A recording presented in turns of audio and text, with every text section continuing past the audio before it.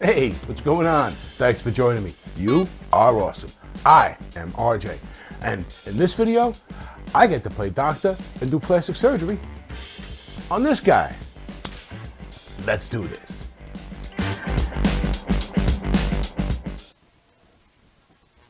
All right, so you see this dot right here? That's the problem.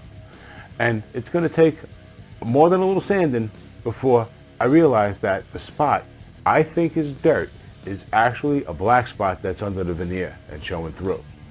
Now, since the plan for this build has always been to apply a simple hand rub clear finish, the only real fix for this is going to be to make a pick guard.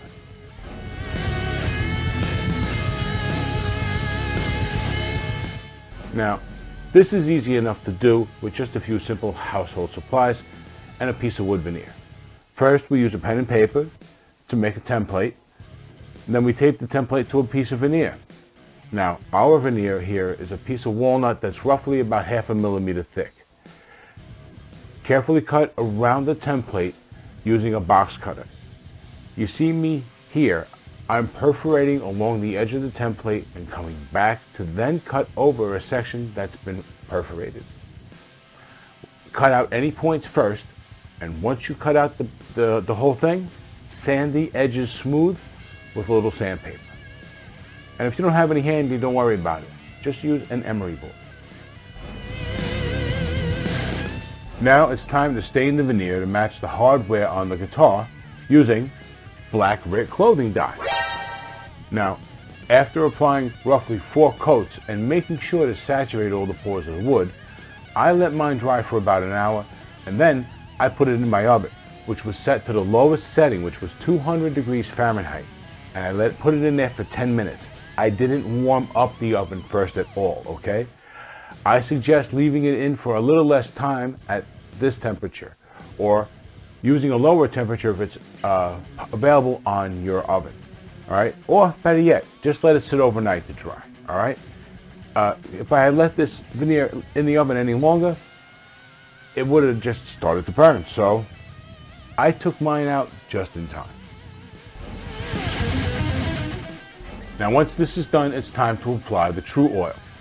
This is gunstock oil that can be found online in most outlets for just a few dollars a bottle. You can also apply tung oil. Both of these are easy enough to apply and just take a little time. After applying 3 to 4 coats while waiting a minimum of 15 minutes between each, I let the pickguard dry for 2 hours. Then I sanded the finish lightly with quadruple zero steel wool to remove any tiny burrs in the finish.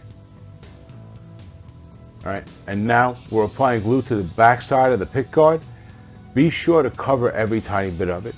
Carefully place it where you want it to stay forever and apply weight. Something stiff and solid and relatively inflexible, like a stack of thick hardcover books, should work fine. Let this sit for at least 6 hours. Then remove that weight. If we watched what we were doing and took our time, everything should have come out perfect.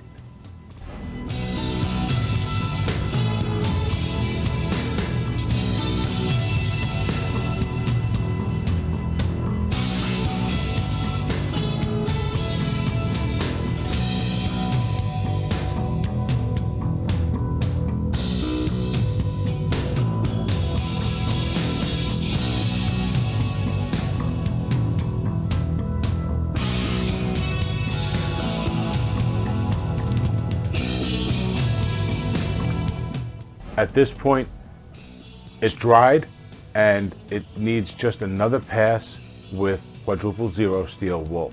Once that's done, it will actually look like it has a nice satin finish that occasionally hits the light a little bit and you see just a touch of gloss.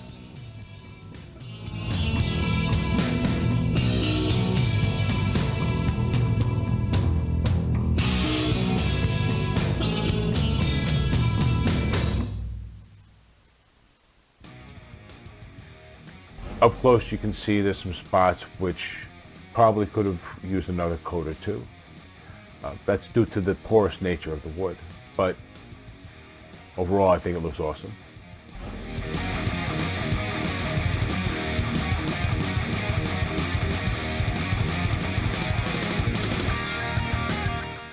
think it fits.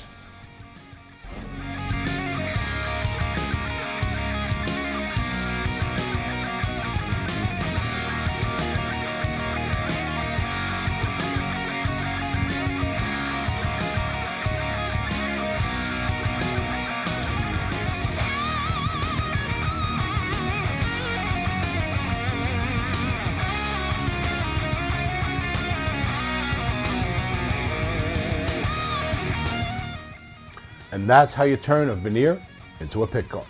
So what do you think? Not too difficult, right? I mean, you're basically using stuff you can find around the house or purchase to have around the house anyway, right? The next morning, I took the books off the guitar after letting the glue dry and just polished it up a little bit with some quadruple steel wool again, because now everything was perfectly dry. So I got a nice sheen and that was it, right? So it's not too hard.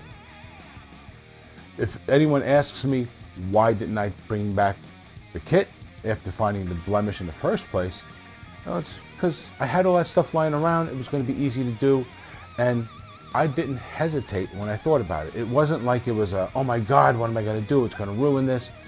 No, I didn't look at it that way at all. To me, it was just something that, if anything, I thought in the moment it was probably going to make the guitar look a little better anyway.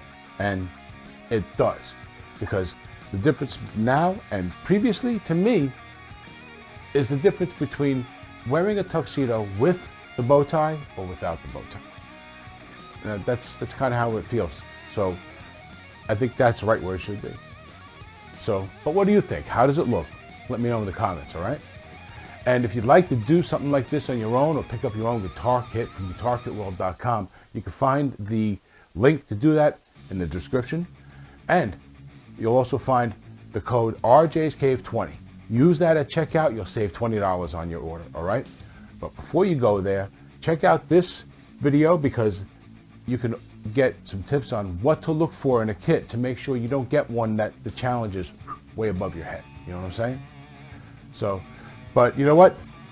That's going to do it for this one. But before we go, if you like this video, please hit that like button, subscribe to the channel, and set up all notifications if you want to see more stuff like this. I'm doing 2 more videos with this guitar.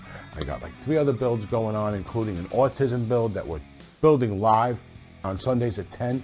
So you want to check that out. All right, there's a lot of cool stuff going on. So anyway, that is going to do it for this one. You've been awesome. I've been RJ. And until the next one, take it easy.